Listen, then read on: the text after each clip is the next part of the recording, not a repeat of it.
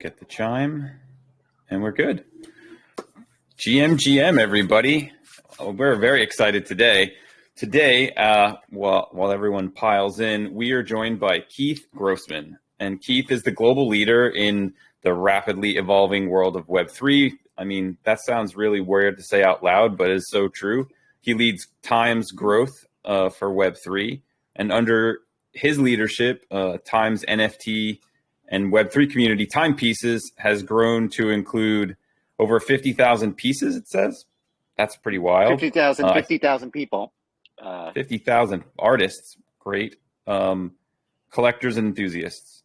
In 2021, Time's Web3 strategy produced 8 figures of revenue, which we're going to talk about, and brand expanded into NFTs for community building and to partner with NFT creators to develop their own unique IP, into animated series with Time for TV. That's going to be fun to talk about too. Look, I met you in person a few times. I was dragging my kids along in LA, one event that you hosted. And I think for me personally, just listening to you constantly, because it's great to see you all over the web. I think the one word that comes to my mind when I think of Keith Grossman is generous. And you're generous with your time. You're generous with your introductions and your network. You're generous with praise. That's not to say you're a pushover, because that is not the case. But you are extremely generous. And I'm really thankful and fortunate that we get to hear you in this little intimate group. And I'm very excited for this morning. So I'm going to let you go for it and lead it in.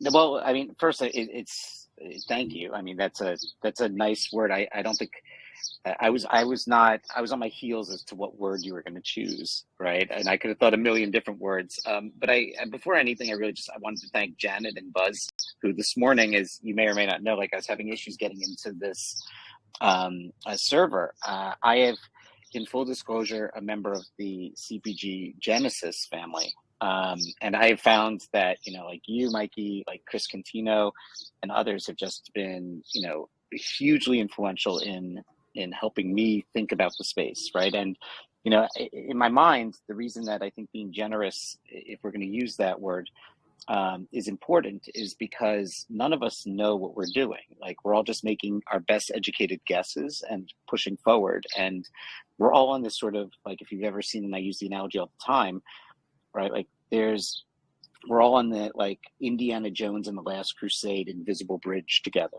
And, like, we know that the bridge is there. We just can't see sort of how long it is and where it's going. And we need everyone to sort of show us the pitfalls and, like, what works and what doesn't work. And then we just continue to build on what is going in the right direction. 100%. I would love for your take. We're just going to, like, dive right in.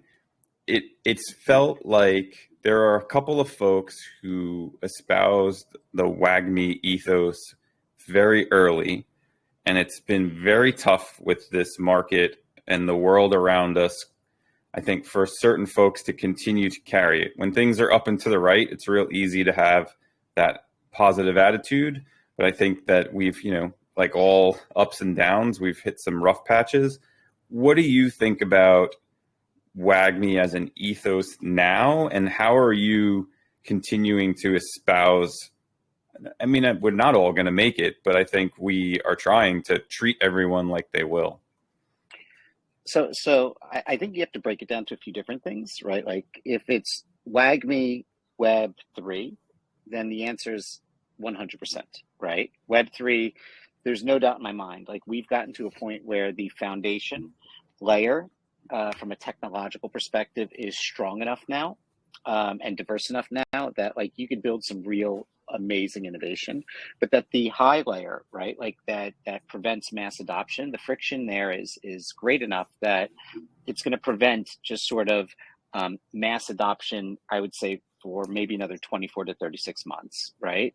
I don't see anything, happening on a grand scale before that. But what that means to me is like, this is the time for building. This is the time for creating. This is the time to change systems, right? The way that we all interact and operate. And, like, do I think that Web3 is going to WAGMI? right? Like 100%. Do I think everyone is going to wag me? There's no shot, right? Like it's impossible, right? If you look at just pure stats, right? Like what is it? Like 2% of companies last, right?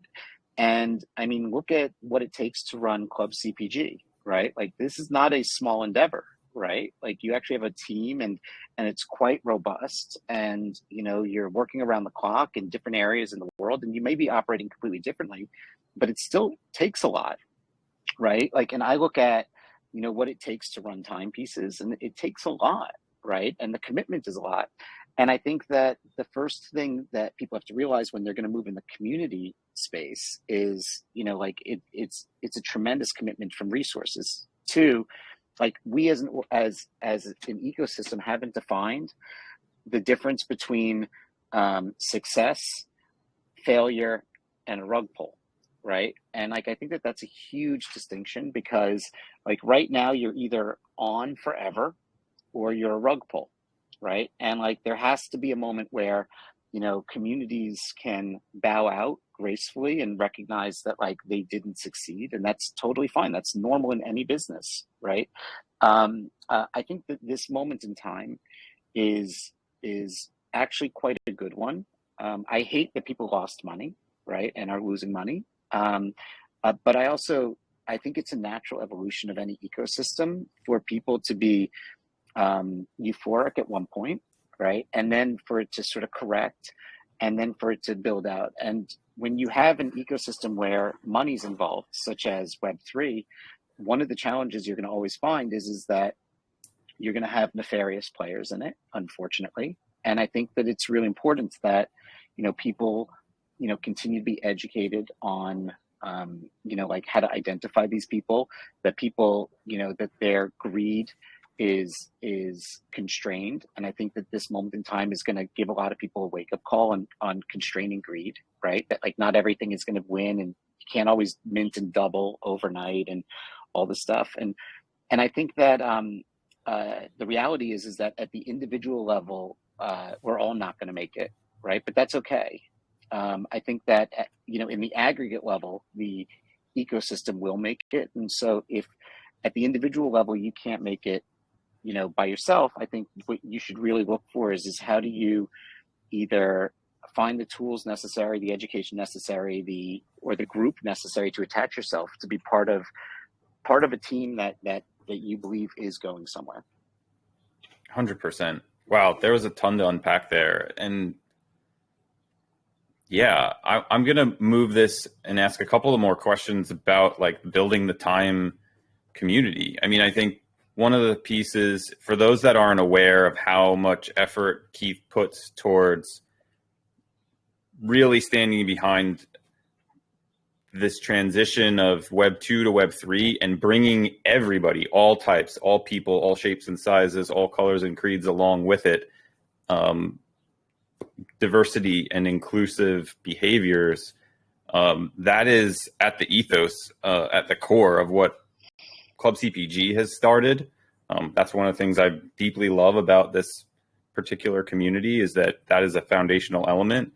And you just watch Keith operate, and I don't know, I don't like using the buzzwords as a cis hetero white male.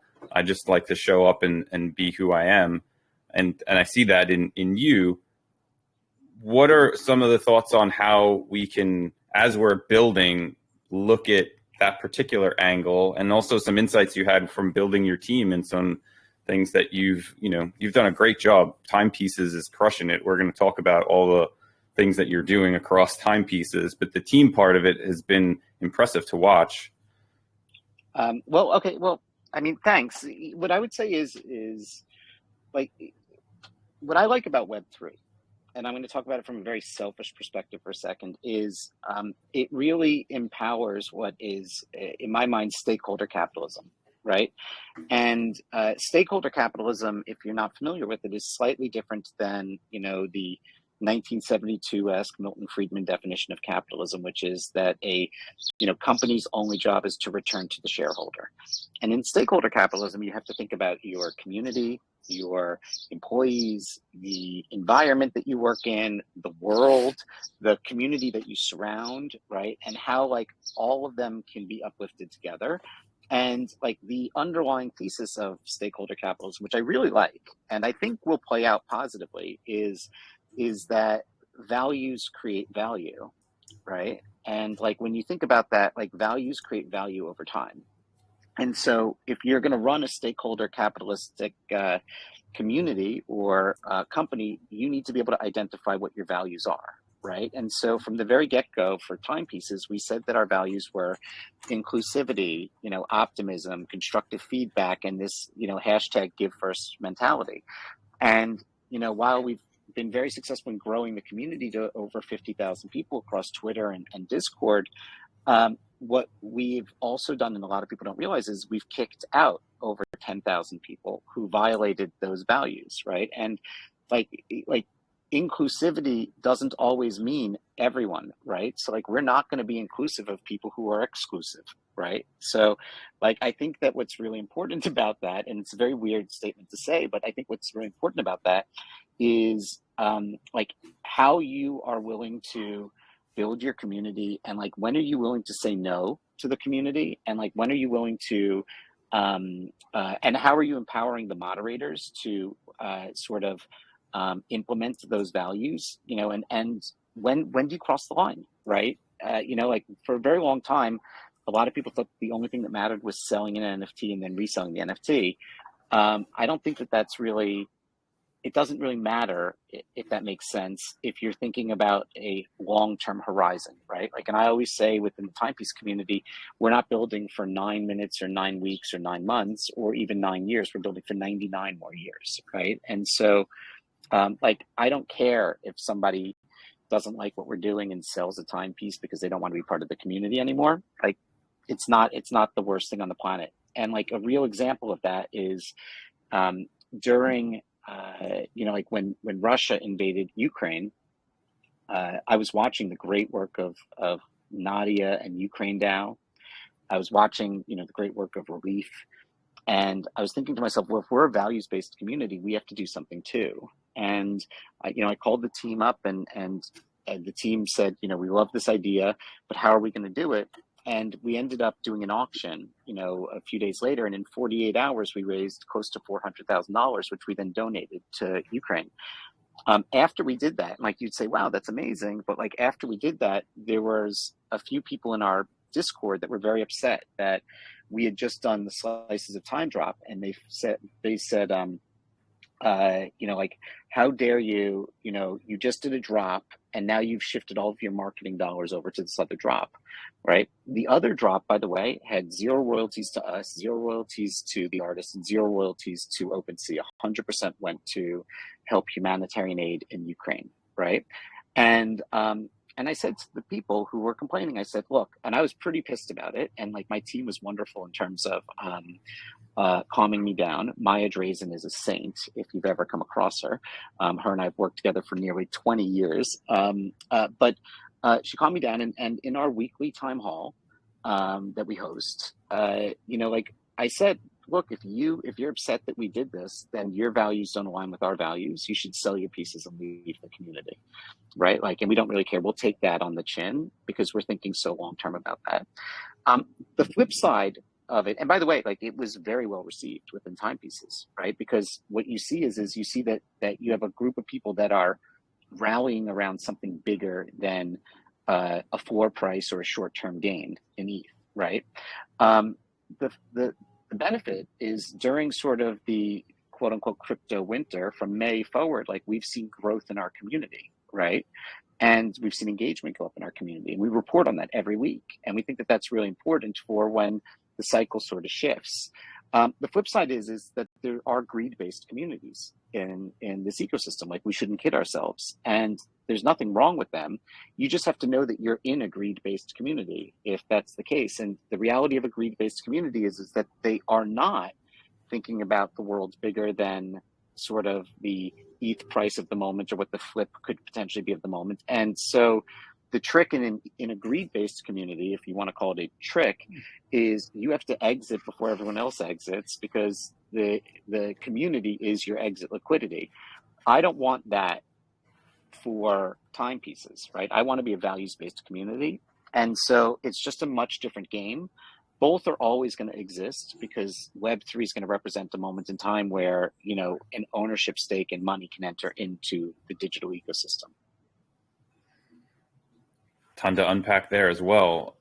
I think, sorry, I'm very long-winded today. No, it's great because this is giving people so much to think about. Because I think like, the pace of our communities is like there's always something happening, and it feels like it's CNN plus, or you know, there's the news just constantly happening that you sort of get lost in things going up and down. It's a very odd mixture of like the rampant pace of 24/7 finance that's also coupled with social credits and social dynamics that are not decoupled. And so to take a step back and really think about values and think about how you want to move through this space. I've had moments where I've thrown this chair across the room for missing a mint.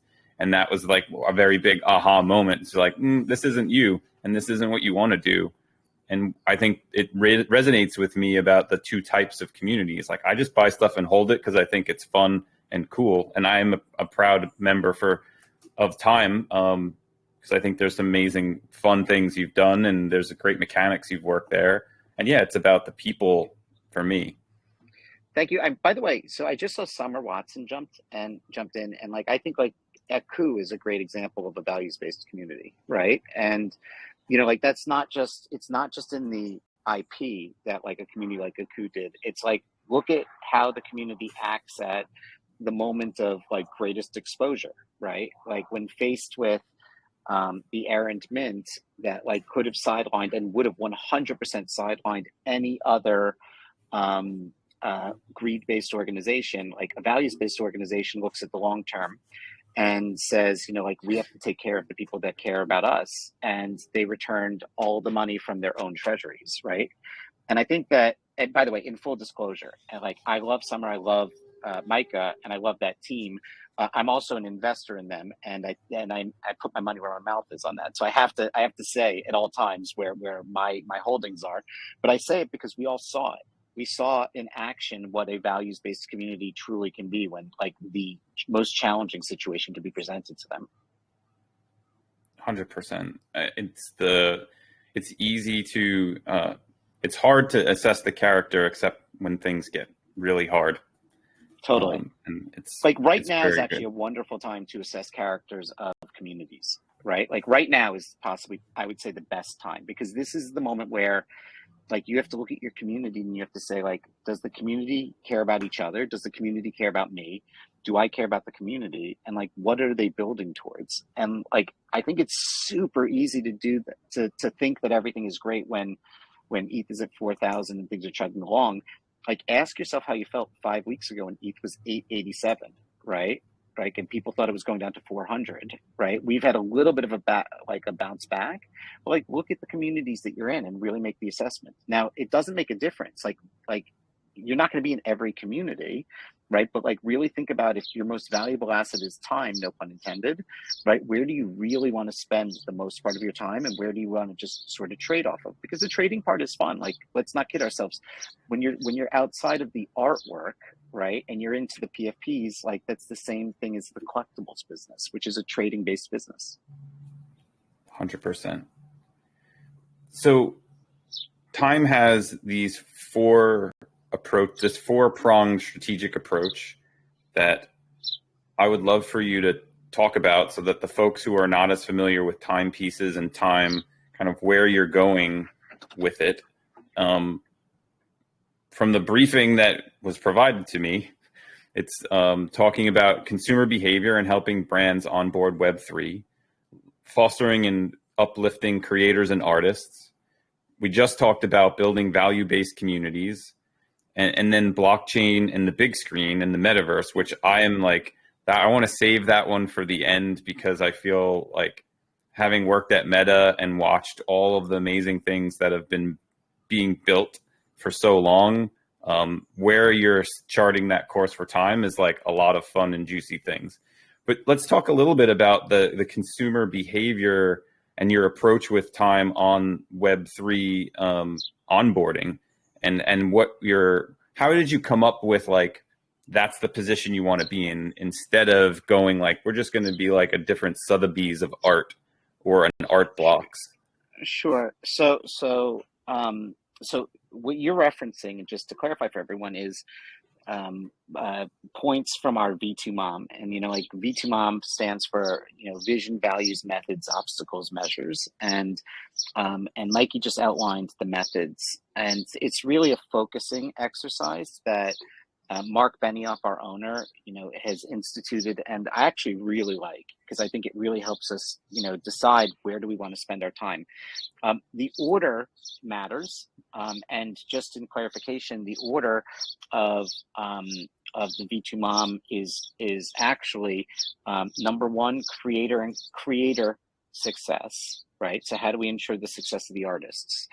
Number two is community and collector success. Number three is essentially, CMO and institutional success. And number four is blockchain to big screen. Metaverse actually falls into the community sort of bucket. So if I can go down, if it's okay, Mikey, like I'll go down each one sort of like individually, which is like when I started to think about timepieces and what our power would be, like what's our strategy, and every brand is going to have a different strategy. What I realized was the 3 years that I was at Time, every person that I talked to had a favorite cover of Time, right? But our superpower was what's inside that red border of Time. And when you think about it, like, why is that the case? It's because for about 100 years, Time has been the closest thing to a consistent meme capturing living history at any given moment, right? And that's why the cover is powerful. And the cover is always depicted by some great artist or creator or photographer that captured that moment in time. And when I ask people what their favorite article of Time is, most people don't have a favorite article of Time. As a matter of fact, only one person in 3 years has ever told me their favorite article of Time. And that was, if you've ever had Stacy's pita chips, Stacy told me that she read an article of Time when it was at her doctor's office, and it changed her life. And it was about how she as a female executive can have it all, quote unquote, which was a family and a professional success and whatnot. And she said that inspired her to go off and start Stacy's pita chips, which I love, right? But that example's not to highlight that the edit's good or bad. The edit's actually quite good. What it is to highlight is that what's made Time powerful is the cover, and what makes the cover powerful is the artist, right? And so when we entered into Web3, originally our sort of success was by looking backwards in the past 100 years and doing one-of-ones of great covers that represented amazing moments in time. When we did Timepieces, and Timepieces took me 6-7 months to think through, and look, we made a lot of mistakes and we had some successes, and like we went through our bad times too, right? And like our challenging times with our first mint, and we learned a lot, and we had to build a lot of IP to fix it for being a company with our global recognition. What I realized was we had to look and use sort of the future artists, because the reality of like Web 2 is the formula for success in Web 2 is brand highlights a creator who attracts an audience, right? So like Time, hires Ian Bremmer, who writes about, I don't know, maybe like Nancy Pelosi almost putting us into World War III, by going to Taiwan. And people Google it, they see Time, they see Ian Bremmer, they see the article, they read it because they trust us, and then they move on, right? That's an audience, right? Web3 is a completely different beast when it comes to community-based initiatives, right? And the reason I say community-based initiatives is I saw that Chris Cantino entered into the conversation, our faithful regional manager, and I think Chris has done remarkable Twitter threads on all the other potential use cases of NFTs, which I think people should not discount and people should really read, including the recent one on subscriptions. When you look at like community-based NFTs, the formula for success is community uplifts a creator, and then that creator is validated by a brand, and by the brand validating the creator, it's uplifting them further, and then the community validates the brand. So like when you think about timepieces, right? Like the only sort of branding on Timepieces is that little time logo in the corner and its name, right? Other than that, like the hero of all timepieces is the creator, right? And what we think about is like, what does creator success really mean? Well, it means, elevating the creator by using our platform, right, to make sure that they have a larger audience. I think you all saw that most prominently at the highest level with Micah Johnson and Summers Aku being on the cover of Time most recently. And by the way, that's the fifth most successful cover of Time in 2002 in the cover store. We don't know what the retail sales are yet. That takes 6 months to confirm, believe it or not, because that's how slow Web0 is. But it looks like it's going to become number 4 by the end of this week in the cover store. And number 1 is BTS, by the way, which is crazy. So like we have to think about how do we use our brand to elevate them. Then we have to think about, well, there's a new social contract between creators and brands in Web3, right? Because of the advent of the smart contract. And so, it's important to us that the creators are compensated fairly for that. And so the way that we've structured that is the first 1% of primary and secondary sales of timepieces go to charity. And to date, we've supported free democratic presses or, humanitarian aid in Ukraine, and we've donated over $600,000. And then the remaining 99% of primary and secondary sales are split with the creators in perpetuity, right? Forever, right? Every 3 months, Micah gets an ETH transfer from Time. As Mike and Summer saw, like 24 hours after the sale and the close of the Aku cover NFT, like 50% of the revenue went right to Aku. And like, we're very serious about that. Like, we think that that's really important, that like we're in this together and that this aligns incentives properly. And then every time an artist has a drop or is doing an initiative, we want to be there for them. We want to uplift them. We want to make sure they're successful. We want to make sure that we're promoting them. And at the same time, we want to make sure that like if we have access to things, that we are giving them access to things, right? So if we know connections that can help them, like we're going to do that. And so Blaine Lytle on the team has done a remarkable job of, beginning to really think about how she can constantly bring value to the artists, right? And that's why this is number 1, like Tamika on our social handle, constantly highlighting and using the Time Twitter feed or Timepieces Twitter feed to push out sort of information about the artists. And we're lucky, right, by having that type of relationship. The artists also are very supportive of Timepieces, right? And that's why the artists, creators are number 1 in our B2 Mom. Number 2 is the community, right, and the collectors, and we talked about that before, and so I don't need to rehash that. Number 3 is the CMOs and institutions that we believe we could bring into the Web3 ecosystem. I love Web3, and I think you do too, right? Like, and I know Chris Cantino does, and I think I know Summer does, and I'm looking at this group, like, and there's some people in the group that I know already, and there's others that I don't know, but like I know MetaZoe does, right? There's something so amazing about Web3. It is so fun. Isn't it like fun? Like, can I just like you can't look at it and not be like, I'm having so much fun, even on the down days, right? It is so fun, right? I think the piece that is the most upsetting to me in this pandemic is that you've put on these in real life events, and the energy that comes out of them when you're finding people who love it just as much as you do, it's second to none. And I haven't found it. I mean, you go to a baseball game or you go to some sporting event, it is nowhere close to finding somebody who is so passionate about this space. So yeah, I just love it. I absolutely love it. So like, I'll give you like a real example is, I started my career at Wired, and Maya Drazen actually started her career pretty much at Wired. And she's my partner at Time, and along with Will Bond and a few others. But like Maya and I have really worked together for almost my entire professional career. Like, we've known each other for over 20 years. And Maya was actually at the Wired launch party back in 1993 when Wired was coming out. Wow. And there was this amazing sentence in the first issue of Wired that said something to the extent of, technology is ripping through society like a Bengali typhoon. Okay. And And like, even when I say that sentence today, I just said it, like, I get chills because I think about, like, that's how I feel about Web3. It is whipping through society. It's whipping through the world like a Bengali typhoon. And Maya and I went to the NFT Now launch party, okay, in Brooklyn. And when we left, Maya turned to me and said, I feel like I felt in 1993 when I went to Wired's launch party.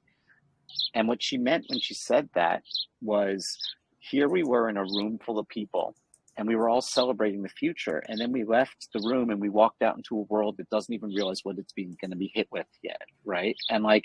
And it's really important to me. And I tell that story because, like, it's easy to talk about the successes that Time has had, but like, let's talk about a lot of the failures that we've had, right? Like, and I think that we have to really assess that.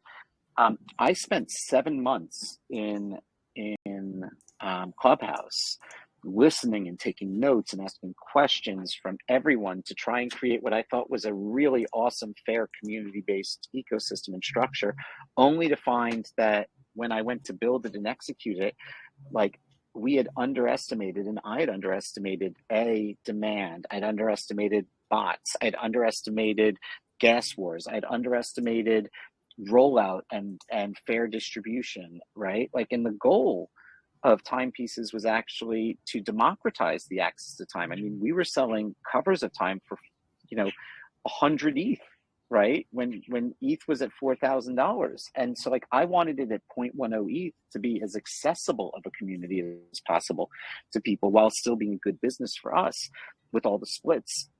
And so, like, when I saw that, like, we created gas wars and we had bots, and like, really, of the 6,000 pieces or so, like, it only went to 1,200 wallets, right? In the first, roughly 1,200 wallets in the first mint. Like, it really broke our heart. I mean, you could see it, like, and I've done a lot of launches in my career, right? Like, I launched the tablet edition of Wired back in 2010. We launched predictive algorithms with Ars Technica. We launched QuickTake and Bloomberg. Like, when I screwed up launches in the past or something went wrong, like, we really disappointed like 5 people, right? And colleagues. This one was awful. I mean, it felt like I disappointed like 20,000 people, right? And so, you learn a lot about transparency in those moments. You learn a lot about sort of asking for forgiveness in those moments. You learn a lot about, making amends where you can in those moments and doing the right thing. And you also learn a lot about, like, how committed are you to the space, right? Like, and how do you think long about the space? And, the reality is that, it took us 3 or 4 months to turn the sentiment of Timepieces around from the launch on the Genesis piece. But like, all of these things were really important to us because we realized that there were all these flaws in what was available to big brands to enter into this space properly. And we started to build a lot of the IP internally.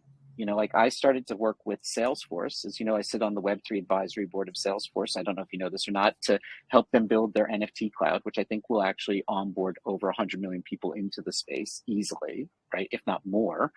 And like, I figured, like, why would we just sit here as Time, and with all the connections that I have at the C-suite level, with government officials, with thought leaders, where I'm constantly espousing the virtues of this evolution, right? Because I think it's an important sort of position that we take as a validator of what's happening.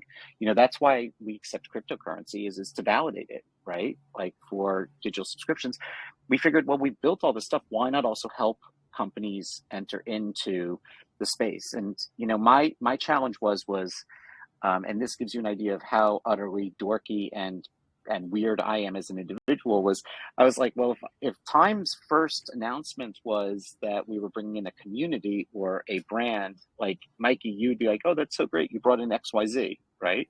Congrats. I figured if we brought in a city and we did it with, Salesforce and MasterCard, and offered real utility, like legitimate utility of access to MasterCard's priceless Miami program, I felt like it would actually just capture everyone's attention. And then, we have a lot more announcements that will come down the pike in the coming weeks of other brands that we're going to help enter into the space. But, we're not going to do it in mass. We're going to just be very, very careful and very selective, and make sure that, we bring people in the right way. Like, that's, to me, what's important. And the right way is not the timepieces way, because the timepieces strategy is a strategy for time. The right way is a strategy for each sort of individual client. And that dovetails to, like, why have we been hiring so much, right? Like, and we've expanded the team. It's close to 20 people on just Web3 alone, not counting the engineers. But we've been hiring a lot to diversify sort of the sort of time operations. So that way it's not just me and Maya and Lane and like 2 or 3 other people and Will Bond. I had to look at it and say, well, like, I'm not a founder, right? Like, you and Chris Cantino, you guys are founders of Club CPG. I'm just a steward of time, right? So, like, if I walked across the street tomorrow and got hit by a car, God forbid, like, I need to have an organization that can sustain itself with or without me. And so, like, what we've been hiring is, we've been hiring out knowing that this is a real business and that this is a real evolution of our brand, and that we're going to not only commit to it as time, but we're going to commit to helping others within it, evolve. I paused because the last one is blockchain to big screen, and that's a completely different pivot. So I know I just talked for what I was processing, and what I think, if you were listening and you had read the release about Miami, is that there's some alpha for Art Basel, is what I pieced together there. But you don't have to necessarily share it yet. But I mean, that's what we're talking about. It. There's nothing but we're talking about it at this point, right? Like, so, it's the goal is to get it launched prior to Art Basel. And like, we can do it, and I'm not worried about it. We've already begun all of the conversations, and we've, figured out a lot of the stuff before the approvals even took place, with the commission. But the goal is to get it dropped before Art Basel. The most important thing, and I think that this is a reality, whether or not you agree with it or not, the environmental impact of Ethereum as perceived, whether real or not real, is irrelevant. It's perceived as real. Like, no city, Salesforce, MasterCard would enter into Web3 until the merge took place. I think that you can't understate how important this shift from proof of work to proof of stake is. Because ultimately, when you move into proof of stake and you remove sort of the perception of, Ethereum is just an energy suck on the environment, then all of a sudden you find yourself in a scenario where that's not sort of the leading issue, but people can start to focus on, like, what is the value being unleashed by Ethereum, and partnering with it on the Ethereum blockchain. 100%. It's especially as Miami, which is sort of like underwater, literally, and has a lot of exposure to these changing climates that we're facing. I think it's going to be a fun ride to watch. And what came to my mind is kind of like, I've been traveling a bunch. I've had the good fortune of, like, being able to and invited to Michelin star restaurants. And Michelin started as, as you were driving around on the web or on the world, Michelin gave you a guide.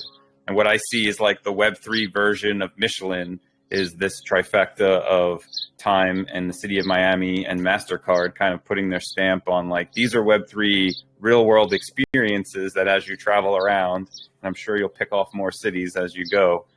That's what I was excited for, because it's a mark of approval that, is second to none. I mean, I couldn't agree more. And there will be more cities. I mean, I can tell you right now, and this is not alpha. I said this publicly the other day. I'm in active talks with 4 cities in 1 country right now. Okay, so like for people who think that, Web3 is not going to make it just in the beginning, you're just wrong. Like, the Web3 movement will make it. Like, it's just a question of, not every individual is going to make it. But that's natural business sort of acumen. Just sort of like, I don't go to weddings. I don't know if we've ever talked about this. I don't go to weddings because I find them boring, because in the United States, 50% of weddings end in divorce, but 100% of weddings, when do you take this lawfully wedded person to be your spouse, tend to end in I do. And the numbers just don't match up. So like when I don't believe that someone's going to actually end well, like I just send a gift and I save my time. I did not know that. That is amazing. Okay, but yes, it was a great strategy until I started to talk about it publicly, and then people were like, "What is that? Why you didn't show up to my wedding?" Like, yeah, They're like, I lost a lot of friends on that one, but no, I said what I said. But sometimes I think that we have to divorce our emotions from the reality of how numbers play out, and like the numbers are pretty obvious that like in the history of business, not every business will always succeed. 100%. I'm going to take one pause for folks that are listening. We do have a POAP, just like always. It'll be released in 3 minutes. There's a secret word, so get your POAPs ready. We're going to hit the fourth pillar, or the fourth prong, and then we're going to open it up for questions. So start getting your questions, please, into the chat, and we're going to I'll release that secret word here in 3 minutes after I can test it myself. So can I just two things because I flipped down for 1 second. I saw two really interesting comments as we're going through. One is what is a V2 mom? I think you should just search for it online. It's V, the number 2, and then MOM, and you'll find it on Salesforce's website, and it's just how they structure their business models, which is vision, values, methods, obstacles, and measures. And to be honest, like every sort of company has their different approach, right? Like Jeff Bezos, if you've looked at his approach, was write these long form narratives and no PowerPoints. This is in one page. Could you tell me what your entire business strategy is and where you're going to focus for the following months are? I personally love this approach. Like there's billions of different approaches, but this really allows the team to focus on like, if it's not on the V2 mom, like why are you wasting your time doing it? The other thing is I saw Lou's comment about Club CPG being on the cover of Time. So Lou, I love your comment. Okay.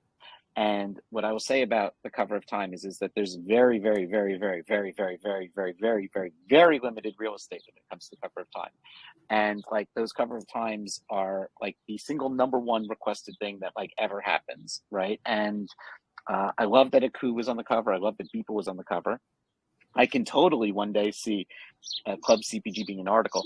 But the reality is like, I think that you're asking the wrong question, which is like, if you look at why do I think that Club CPG could be a potential article, and I stay out of editorial, I think it's because of the impact that this community has, and it's on a few different levels. One is it's one of the original sort of communities, tokenized communities in Web3, right? Number two, I think it has a really interesting Genesis community and Pop community that shouldn't be underestimated because both have value in their own rights. Number three, I honestly, and I've said this a billion times, like I in the annals of Web3, Chris Cantino's Twitter threads might become one of the most influenced and referenced Twitter handles on the Twitter threads, on how companies and organizations adopt into the space. I can't underestimate the impact that being part of the community, as a Genesis holder, has provided me. Like, I am thankful for it every day, which is why when I was asked, it was the first thing I said, no problem, we'll do this ASAP.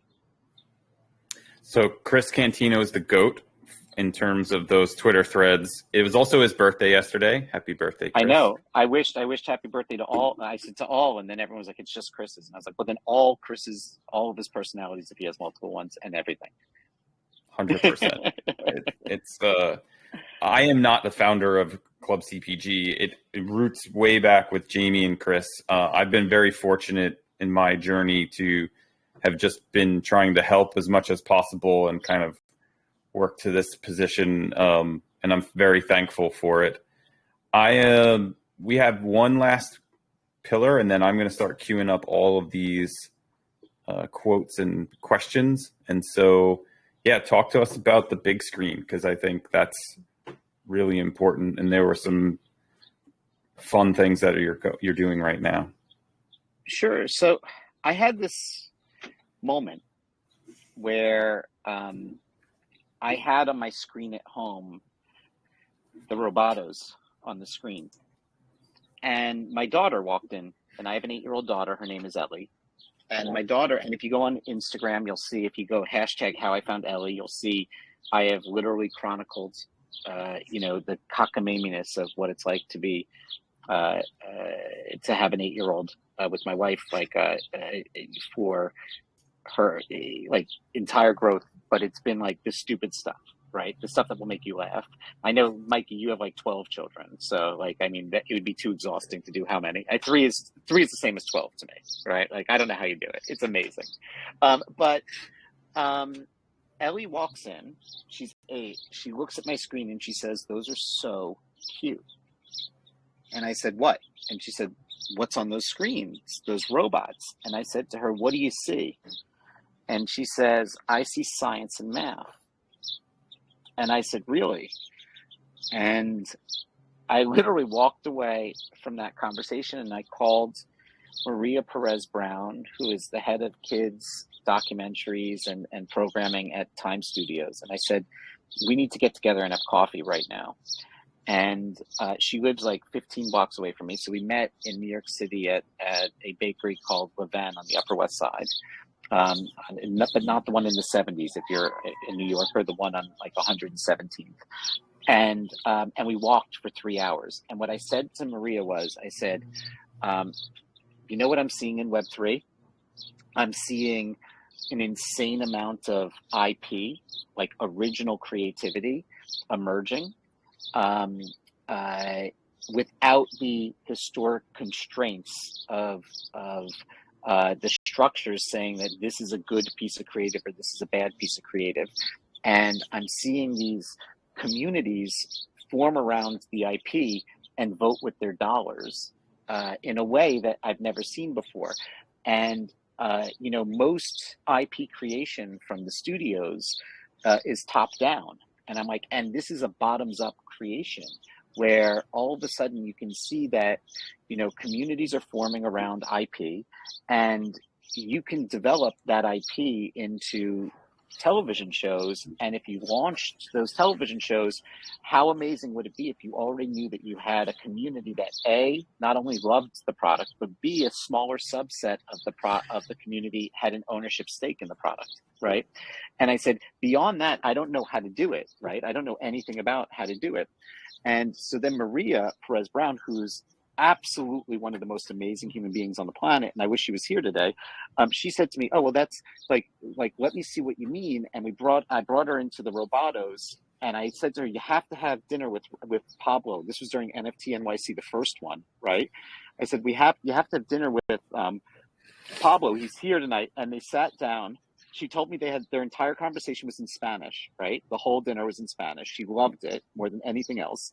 And they walked away with a handshake agreement that we were going to create, a new television show series based on the mind of Pablo Stanley and ultimately the Robotos. And, then we went on and we signed Will with the Littles and Toy Boogers, and we're in talks with Smilesverse. And they all take place in different stages. But the whole premise was there's great IP emerging in the Web3 space, and the traditional sort of filters are not in place to say whether or not something should be greenlit or not, right?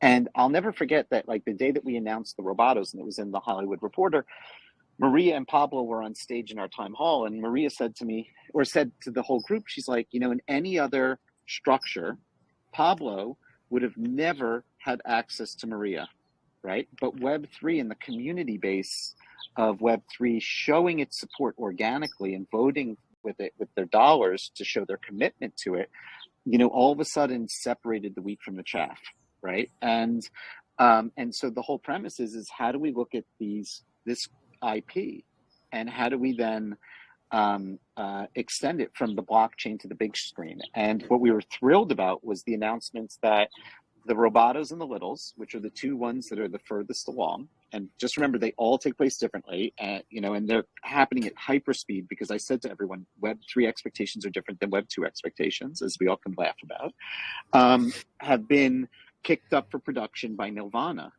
which is one of the largest production houses in Canada. And now we're just talking to distributors for it. But like, it's go time, and this is going to happen. And, if you want the real extreme example, right, of how powerful Web3 really is, right? It's easy to see that with AQ, it's easy to see that with the Robotos, it's easy to see that with the Littles. There's a lot of great communities that this can happen to. But like I was saying to someone the other day, and I'm telling this story out of shits and giggles now, Mikey, for a second, right? I said to someone, wouldn't you want a business that if I told you there would be 5,000 pieces in the business, that you'd have 1,700 to 1,800 owners in the business, that the business would have generated roughly $25 million in gross sales in a little over a year, and $2 to $3 million in profit, and with a highly engaged community? Wouldn't you want that business? Like, Mikey, you were at Meta, that's a pretty good business. 1 year in, right? That's a pretty good business, profitable, highly engaged, whatnot. That's crypto dick butts. Okay. Right. And there's no scenario, as everyone knows in the corporate world, where I could go into a meeting with a straight face and present crypto dick butts to someone and get crypto dick butts sort of approved for budgeting. But in Web3, right, that can emerge. And it doesn't make a difference to me what you think, if you like them or if you don't like them. I happen to be an owner of crypto dick butts, right? I bought one because it just makes me laugh that something like that can actually exist, right? But the reality is it's a ravenous fan base, right? That is a profitable business, and a successful community. And they're rallying around something that essentially should be on Adult Swim, right? Like we are on Cartoon Network. And I think that's the reality of what Web3 does. And if you contrast that to Web2, what do you have? In the movie theaters today, you have Thor. That's not original, right? It could be a great movie, but not original. It's just a remake of what, the comic books were that we read when we were younger. Top Gun Maverick, which I loved, right, personally, but not original either, right? And so you see the consistent recycling in Web2 of existing IP, because it's what people know works. And in Web3, what you're seeing is the community is now recalibrating around new IP that can all of a sudden sort of signal that there's alternative things that could work too. And not one is better than the other, but I can tell you right now that if Web3 didn't exist, there would be no Crypto Dick Butt cartoon movie coming out, right? Because there's no way that the studio films would have approved it. Web3 proves that is possible, and that's probably the most extreme example I can give. How's that for I bet we never ever thought we'd do a dissertation on crypto dick butts. There are going to be many papers written on crypto dick butts. I remember trying to write a term paper at West Point about South Park because we were studying satire, and it was early days of South Park, and my teachers were like, "This is garbage."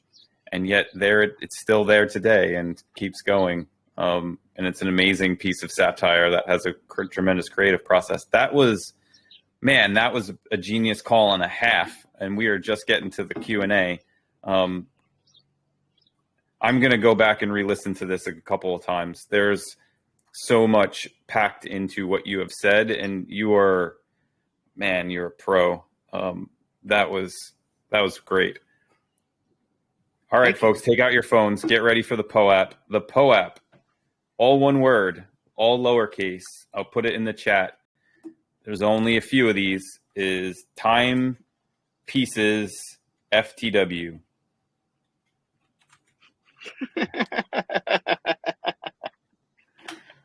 Thank you. And by the way, to everyone, and as you just saw, I miscalculated where my window was on that one.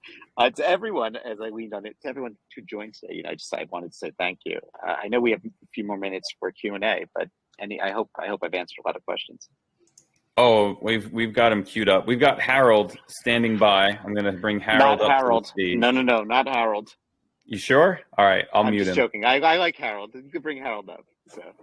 All right, What's Harold. up, friends? How are you, Harold? Hey, Harold. What's going on? Good to see y'all. Glad to be up here with you two. This has been amazing. And so my question is quick, but very direct. as you create, your creator, you all are in the media space, and normally that is a very top-down driven thing. You all make decisions, and then we as consumers buy it. Can you talk a little bit about your thought on how Web3 changes that when so many Of people course. can now be creators, and how you all are thinking about it? We trademarked the phrase proof of experience because we see many people being able to document their own stories, what could be their own time cover. So I'd love to hear your thoughts on how you see the community, the world globally becoming more on the distribution side of what becomes that front cover of Time. Sure. So I don't think that in the next few years you're going to see the front cover of Time crowdsourced, right? What I think is going to happen probably over the next 3 or so years is, you're going to see consistent rise in Web3, and it's going to coexist with Web2. I gave this great example, Harold, once, when I came up through print, by the way, right? Before it was like in my first 9 years, I really only focused on selling print media, and then shifted over to digital, and then shifted over to sort of all media, right? And like I have no platform bias at all, right? Like I just like winning, to be honest, and I like the trend lines and I like where they're going, but they all coexist. I'll step back for 1 second. And the reason I say that is because Web3 is not going to kill Web2. A lot of Web2 will still exist. Web3 will enhance Web2 and build upon it. The same way that not everyone's on social, right? There's still people who just treat the internet as a read-write internet, right? I think where we have found success is two areas. One is building timepieces independent of core time, right? But using timepieces and what we're learning in timepieces to begin to influence core time, and using core time to provide access to sort of our Web3 ecosystem. So like what I mean by that is if I have Web3 over here and you own a timepiece, right? Like there's a whole area of community discussion and decision making that takes place that like we learn from nonstop. And as a matter of fact, right, it's like the community that highlighted a coup.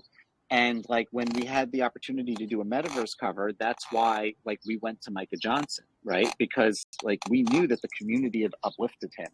And so we were able to bring Web3 into essentially Web0 even. The flip side is like we have Web2 over here on this side of the spectrum. And what that really gives us is 100 years of access to things, right? So like think about like some of the conversations that we've done as timepieces, whether it's been with, Madonna or Amelia Clark, or, when things are bad and we do mental health, it's with Deepak Chopra, right? And we offer that. And the reason that we have that offering is because of the 100 years of access that time has established over here. And so like the flip side is we also look at Web3 and we say, well, Web3 is about the consumer privacy, right? And so we have to respect that. And so like, whereas in Web2, if you want a subscription, we want to know everything about you. In Web3, like we're going to respect everything about your privacy. And if you want to volunteer your privacy, you can volunteer if you want access to something bigger over here. But what you can do is if you have a timepiece in your wallet, you can connect your wallet to time.com and it will just remove the paywall right off the bat for you. And you never have to say, hey, it's Harold Hughes. Now, I think that Web3 actually helps identify creators better than any evolution we've ever seen before, right? Because it connects creators with the ecosystem of purchasers and collectors and communities more efficiently and effectively. When I sat in Clubhouse for 6-7 months taking notes, I noticed that like JN Silva, Thank You X, Dave Krugman, they kept on getting referenced and they kept on pulling people up, right? And so like I was like blown away, right? Like I remember when Fiwo was talking about how Thank You X, how Ryan just kept on like lifting him up and like bringing him to different areas and giving him exposure. And I love how like all of us, like maybe it's like not we're all going to make it at the individual level, but like we're all in this together is definitely something that exists on an individual basis, at least in my mind. And I love that aspect of it. And so with timepieces, the way that we structure timepieces, and I know I talked about the financial aspect where we split evenly with the artists, but every artist that comes into timepieces gets one invite. And that invite, if you're a signature timepiece artist, and that invite can be to whoever you want it to be. And the rationale of that came from listening to all the clubhouse rooms, which was I can look for signals from communities and say, well, this is a great artist, right? Like Micah is a really well-known artist, like that's easy. But you know who really knows a better artist is the artists, right? And so if you look at the artists that were invited in to timepieces through other artists, right? And it started out as 38, now there's 89. I'll just give you some right now because they're crazy. If you know Amani LaRussa, right? She was an invite in. Diana Sinclair was an invite in. Kath Samard was an invite in, right? Like when you look at like Mike Sespot, Ill Concept was an invite in. Like these are artists that artists curated and they're treated just like every other artist in the collection. But like what we've seen is, oh my God, like the artists really know how to curate artists and know how to uplift people who might not be getting the attention, of me or Time or the team at Time, like Lane Lytle. And so like right now, like we're in just an experimental phase, but like what we think is we're going to exist in this Web 2.5 phase where we take what we learn over here in pieces and we bring it over here, and we take what we have over here and we bring it over here. Is that a fair answer, Harold? Yeah, I think so. I think that's exactly, no, I think that's exactly Yeah. right. I think that this is definitely the beginning of it, and you think about the network effects that are coming into place. So I appreciate you answering, Keith, and I look forward to re-listening to this. No, anytime. Thank you. 100%. Chandra, do you want to come up on the stage to ask, or did you type it into the chat? No, I'm ready. I'm here. Rock Hello, on. everyone. Keith, this has been so inspiring. Shout out to Janet, who dropped it into the Black Hat chat and reminded us all to join today. So happy to be here. So my question is, you were talking a lot about V2 Mom. You were talking about timepieces and their philosophy, or the philosophy of time in Web3. I'd love to hear more about your personal Web3 philosophy and then how you developed it. Like I'm kind of in the process now of taking in a lot of information, and it's hard for me to like distill it down. So when you're thinking about your personal actions and activity in Web3, what is your philosophy, and then how did you go about developing it? Sure. So I'm gonna get the author wrong. I think Jonathan Jose Ramo or Jose Ramo wrote a book called The Seventh Sense, and what it's about is the rise and fall of power in networked communities. I think it was an amazing book, right? And the lesson I learned from that book is you take Mikey, who worked at Meta, right? Everyone looks at Facebook and they say this is a company that reaches 7 billion people. It literally reaches everyone, and they can't believe it. And the trick with all networked effects is don't look at the reach at the outskirts. Look at the core. Like, who are the few individuals in the core that can control the rules of how everyone operates on that network? And those individuals, at the core, you have to look at what their values are. Right. And like, to answer your question for timepieces and me, like, they're pretty core to my values. Right. And like to Maya Drazen's values, to Lane Lytle's values. Like, these were the people who, like, we all kind of have the same sort of values. And our view was, like, what is the first, like, for inclusivity, right? Like, what does Web3 do better than anything else, right? Like, it democratizes access, right? So if it democratizes access, and, we have essentially a structure in place prior to Web3 that has a lot of systemic issues, right, to many, many different groups globally, domestically, for many different reasons. Like, if you want an inclusive community, right? And that's something that's core to timepieces, but that's also something core to time. Number two is you have to remember Maya Drazen and I both came from Wired, and Kevin Kelly was a huge influence on our thinking. And Kevin Kelly has this great quote that, you know, the future is written by optimists, right? And I love that quote, and I think about that all the time, right? Because the pessimists always find the reasons for why things can't happen, but the optimists are always like, no, no, no, like, let's think about that. And so it's like, how much more fun would it be if we could bring in a bunch of diverse opinions and thoughts and groups that never were able to come together before, and that they were optimistic. The third, which was constructive feedback as a value, that's important, right? Like, because in the beginning, you know, like what you see is you get a lot of feedback, but some people are just real assholes, right? And so like like we just don't want that type of feedback. We just want it to be like, listen, like there's better ways of doing things. And like the amount of times I've been in bed where I've gotten like a DM from someone in our community, or I've seen a note in our suggestions that someone has said something, like, and I shift around like a strategy, or I say to the team, like, have you seen this? Have we considered this? Like, that's amazing. And like Timepieces is stronger because of feedback that the community has given us in a constructive manner.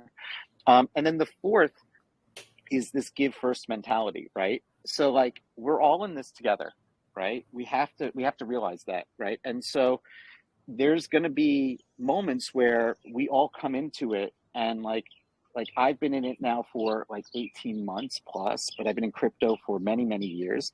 Like, I don't know how long some of you have been into this space for, but like we have to be able to be generous with our time, right? And like that's Mikey, like your comment about the word on me, like that was a very flattering and humbling word. But like that's what the give first mentality is about. And then what you have to then do is it's one thing, Chandra, to say it. You then have to actually live it, right? And living it and operationalizing it is where it becomes harder, right? And so what you have to do is you have to empower the people who are, you know, sort of the rubber hits the road with the community to enforce it, right? And to reward it and to uplift people within it.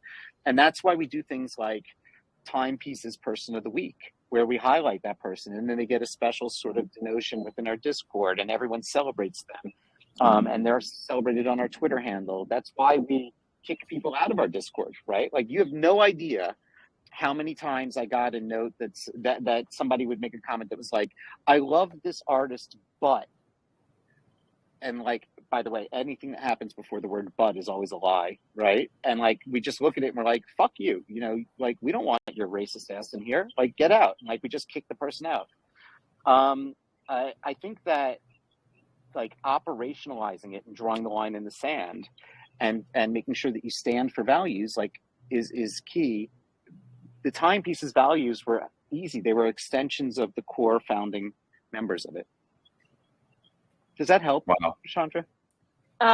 More than you probably could ever imagine. So thank you so much for answering that question in the way you did. No, anytime. And by the way, my email is easy. It's keith@time.com, and it's open to anyone. Thanks, Keith. Anytime. Wow. We've got a bunch of things queued up. And again, generous with your time. I'm going to tell a quick aside. So I was doing Captain Single Dad with my 3 kids. I was down in LA. I was like, I need to go to this meetup for Timepieces. My kids were kind of having a moment. Keith was outside. He came out. He said hi to my son, my oldest. He introduced my son to an artist. Like, Jesus just the Martinez. vibe that day. Yeah. And from that, my son wants to do art as well, and has been, and is studying. And so it's just, again, the generosity that you show continually has always stuck with me. And I was really thankful for this. We have a question from Irzan. I hope I'm saying that correctly. I'll read the question. I have a little bit of a spin on it. Based on your observations, what kind of typical mistakes are brands making when they try to enter Web3? I would spin it a bit more to be like, how are you seeing, with the brands that you are working with, the talents and or the attributes that are really having them separate themselves from the traditional pack from a Web2 to Web3 bridge? Sure. So what I try to espouse to a lot of people is this is not a marketing gimmick. Okay, this is a fundamental evolution in consumer behavior from being online renters to online owners. This is a fundamental shift in consumer privacy from platforms owning individuals' PII to the individual having the choice of owning their PII. If you look at this as a marketing gimmick and you play a short-term game, you will be treated as a marketing gimmick. If you are not genuine, right? And the reason that I like doing all these talks is I want people to be able to see me and look me in the eyes and see how passionate I am about how much I believe in this evolution, right? If you don't believe that this is genuinely going to happen, you shouldn't be in it. Don't do the marketing gimmick, right? So that's number one is this is a long-term play. This is not a short-term play. And so if you're not going to come into it for a long-term perspective, don't come into it, period. The idea of we're experimenting with Web3 is essentially code for I'm covering my ass for when I fuck up, right? And we all know that. And I think it just has to be called out. And I like that I can get you to grin on that comment, Mikey, right? But the second thing, and I think that this is really important, is that definition of the brand's role shifts in Web3 versus Web2. And the brand goes from sort of top down to bottom up control, right? So in top down, the brand is the hero and the brand is the validator and the brand is the editor. And in the bottom up, the brand is the empowerer, right? And so the brand is the distribution, the brand is the validator from a different angle. And so a lot of brands, when they start to think about their Web3 strategy, have to think about how can they uplift the community further and what type of communities do they want to align with, as opposed to how do they make it about me, me, me, me, me. And we all know the brands that fail when they do drops in this, because they're the drops where the front and center aspect of the drop is their brand, not the creativity of the space, right? And nobody cares, right? And that's the second thing.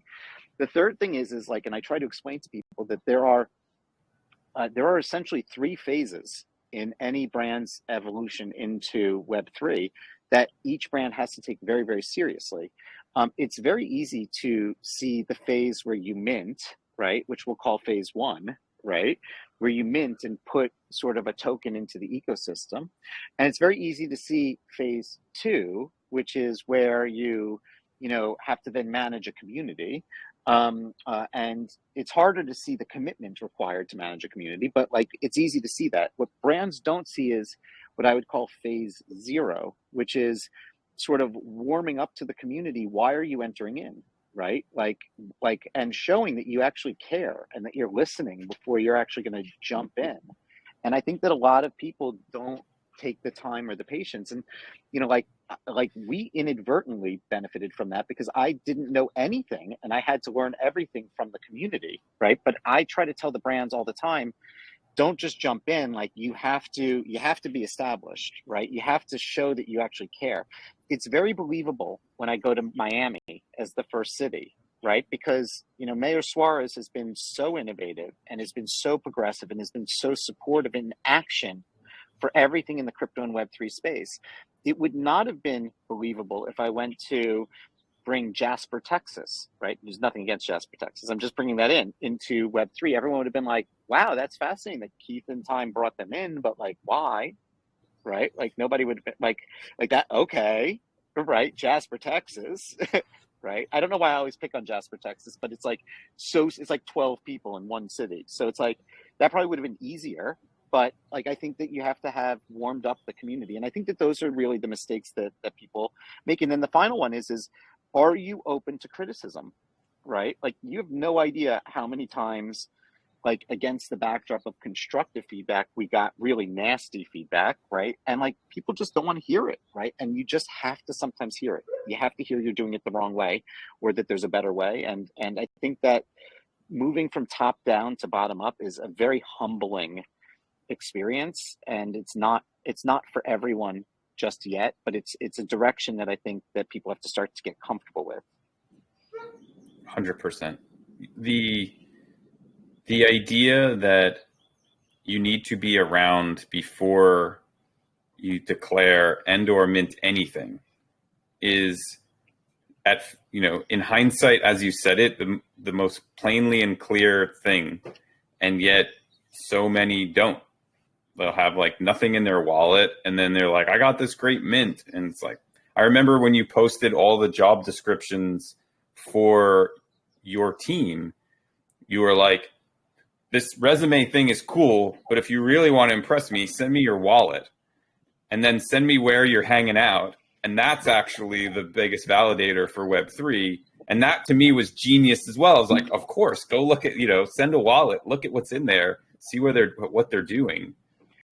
Well, I mean, picture this, right? Like on that note, and I have 9 minutes left, and I apologize because I have to hop. I need 5 minutes before my 11:30, but I've had a lot of fun, and I hope I'm invited back at one point, and I really appreciate sort of you all thinking of me. Neither of my parents went to college, okay? I was the first in my immediate family to go to college, and I went to a good school, and when I went to that school, my perception was going to be that everyone at that school was really, really, really, really, really smart. And it turned out that I realized that like idiocy actually rises at every rank in every area.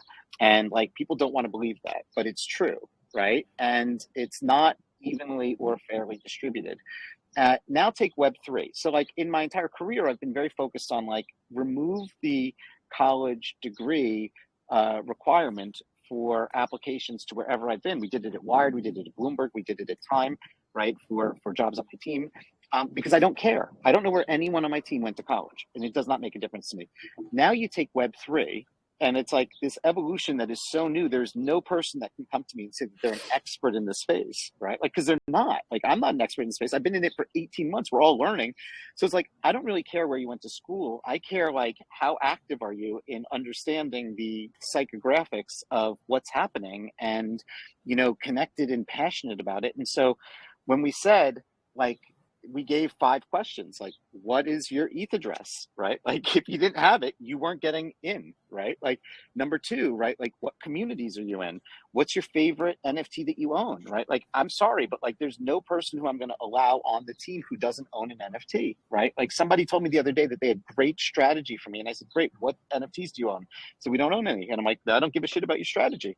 And like, why? I was like, you don't even understand this ecosystem, right? Like, I was like, but like these were things, and it's like, why did you align with certain communities, right? Like, and I think that that's a really important thing to ask people, right? Like, what is it about communities that you went to, right? Like, if somebody went to, the Doodles community, or like went to, Alien Friends, or went to, something like, why, right? Like 1981 Sisters, right? Like I see that in your thing. It's like, why did you go to those communities? Like, I want to understand what it is that's attracting you to that. I think these are better questions right now to identify people with soft skills, marketing skills and strategy skills for developing Web3 than like, oh, that's great that you did strategy for XYZ for X number of years. Like, who cares? 100%. All right. You've got a short timeline. I've got a queue of folks. I have 2 requests. One is if you can pop back into Pop later and read some and potentially jot down or even just talk, it'd probably be great for folks to hear it. So, because I don't think we're going to get to all the questions. And the other one is that Chris has come in and has said, I have a question. And what got me thinking about brand, he's been tweeting a ton about brand, and watching from where I've been operating his thoughtful view of brand. And I don't know if anybody's watched Stuart's videos, but like, man, those are amazing.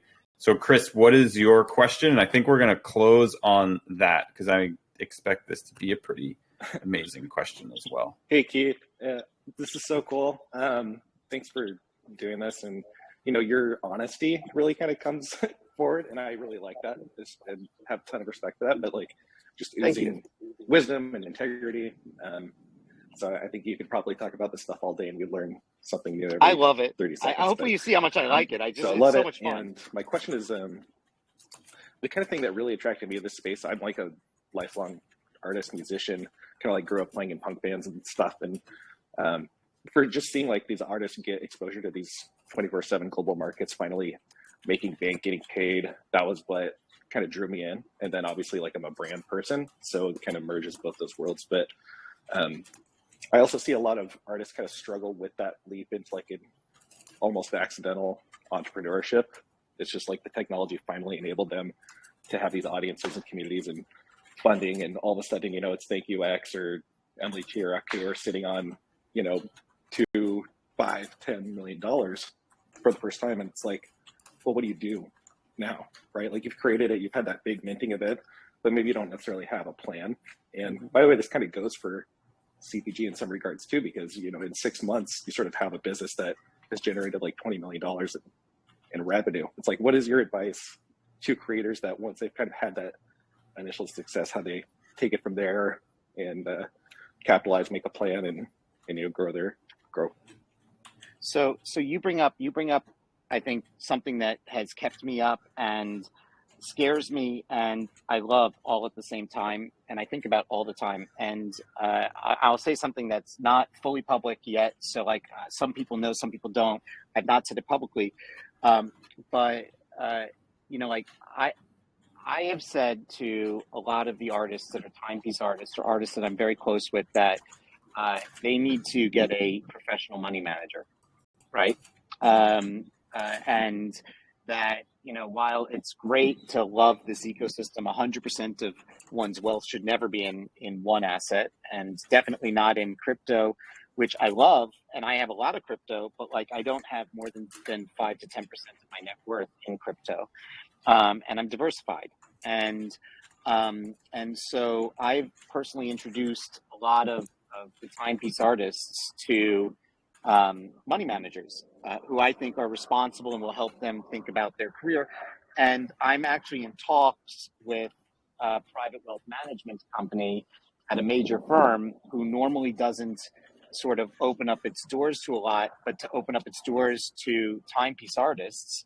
And the reason is because I said to them, you as a bank have essentially identified athletes and entertainers as a wealth management or as a private wealth management group that should be taken seriously. And for the first time ever, artists and other creators should be as well. And I showed them the numbers of like some of the timepiece artists, like Buck Render and Kat Samard and others, right? That like that how successful they are, and like they're doing it blind, right? And so I'm trying my best within the timepiece community with the artists to make sure that anyone that is in what I call the time family as an artist, gets access to these services that probably they didn't know existed and can help them. They don't have to take them. They could just at least get financial education.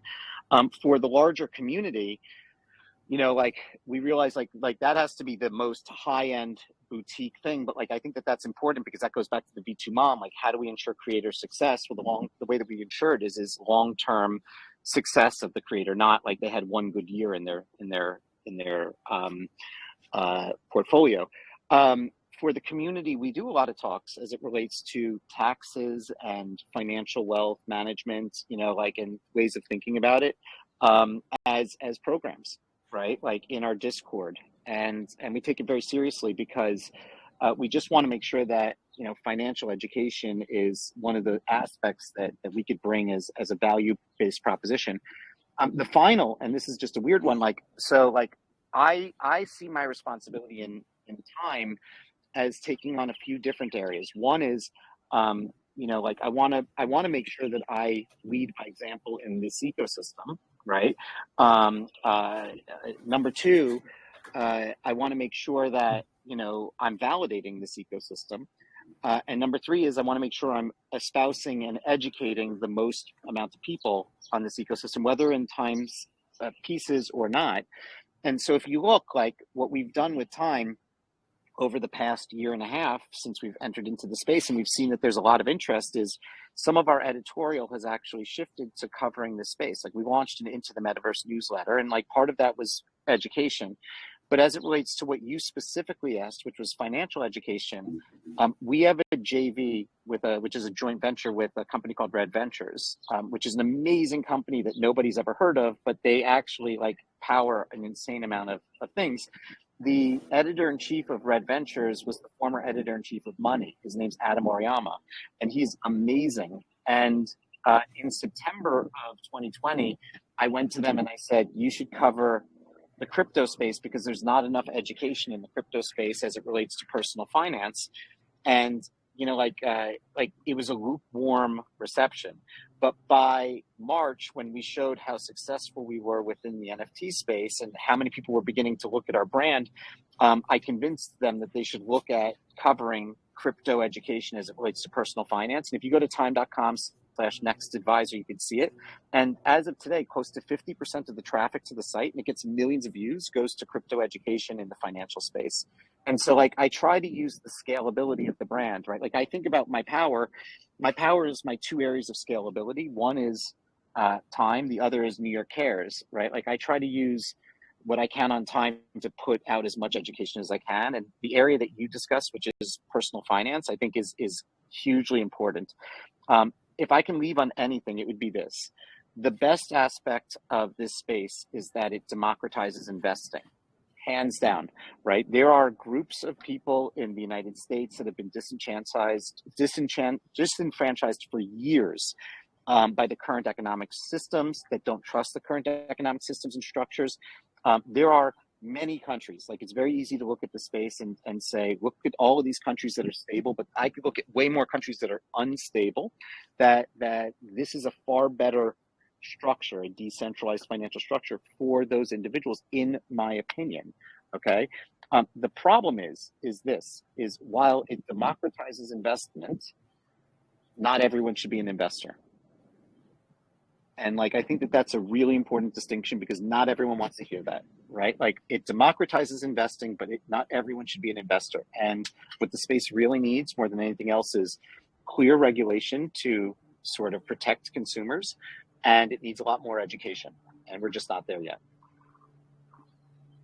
Wow. I have to hop. You got to go. That's an okay final one. But I promise you that I will jump back in. If you have any questions, just at me. And I'll jump back in at the end of the day and I'll try to answer as many questions as possible. But if you need to get me, anyone, my email is keith@time.com. I tried to keep it as simple as possible. Mikey, thank you so much for this. Keith, thank you. And one more shout out to Janet. Thank you so much, Janet. And thank you, Janet. Yeah. Thanks, Keith. Take care. Cheers, have Keith. A great one, all. Thank you all. Take care. Bye. All right, folks. Thank you.